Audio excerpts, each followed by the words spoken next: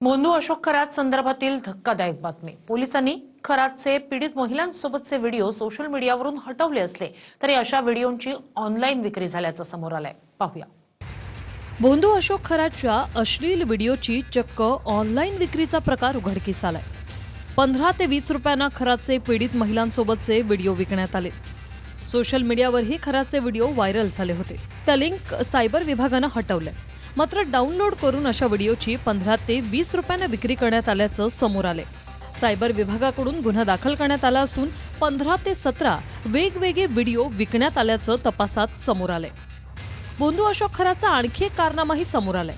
Bogus income tax अधिकारी घरी पाठवून खरातने स्वतःच्याच भक्तांना गंडा घातल्याची सूत्रांची माहिती आहे। सिनेमासारखी शक्कल खरातने लढवली, त्यामुळे खरातचा स्पेशल 26 पॅटर्न चर्चेत आलाय। बोगस इन्कम टॅक्स अधिकाऱ्यांच्या माध्यमातून खरात त्यांच्याच भक्तांना लुबाडायचा। खरात त्याच्या श्रीमंत भक्तांकडे इन्कम टॅक्सच्या धाडी टाकून गंडा घालायचा। मोठे व्यावसायिक आणि उद्योजकांकडे खरात इन्कम टॅक्सचे बोगस अधिकारी पाठवायचा।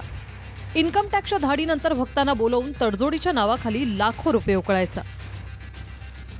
एकूण 11 गुन्ह्यांचा तपास एसआयटीकडे आणि प्रत्येक गुन्ह्यात स्वतंत्रपणे खरातला कोर्टात हजर करण्यात आलं। आतापर्यंत 2 गुन्ह्यातली पोलीस कोठडी मिळाली। पुन्हा 3ऱ्या गुन्ह्यात त्याला कोर्टात हजर केलं जाणार आहे। तर पीडित महिलांच्या तक्रारींची संख्या 19 वर आली। पूजा आणि शरीर शांतीच्या नावाखाली शोषण केल्याच्या तक्रारी पीडित महिलांच्या आहेत। तुम्ही विनंती करीन, तुम्ही या भोंदू बाबांकडे जाणं बंद करा। आमचे 13 आमदार आले तेव्हा माझ्याकडे इतके लोक आले होते भोंदू बाबांसाठी। आम्ही सांगितलं आमच्याकडे कोणी आलं तर आम्ही पाया पडणार नाही, तुम्हाला आम्हाला भेटायला यायचं तुम्ही भेटायला या।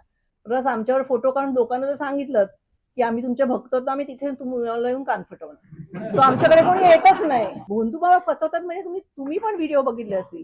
कोणती बाई बेशुद्ध दिसते हो तुम्हाला?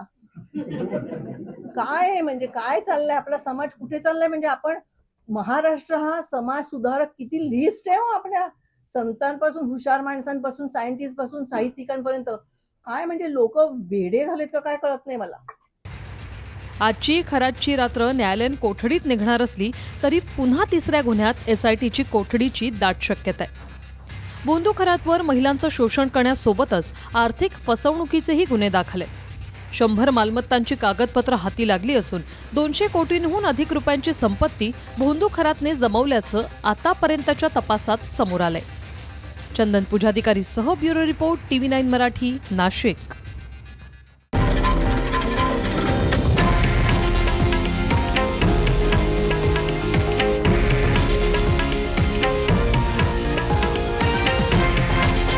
हे आहे देशातील नंबर 1 न्यूज नेटवर्क आणि आपण पाहत आहात TV9 मराठी, एकमेव।